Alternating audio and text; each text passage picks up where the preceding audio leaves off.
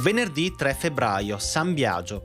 È il 34esimo giorno dall'inizio dell'anno, ne mancano 331 al termine. Il sole sorge alle 7:29 e tramonta alle 17:20. La luna si leva alle 14:48 e tramonta alle 6:34.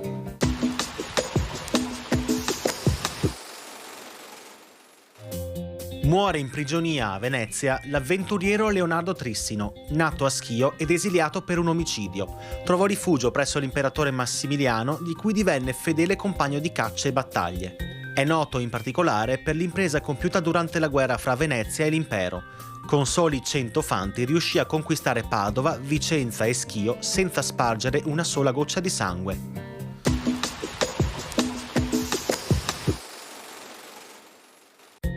Le previsioni per domani.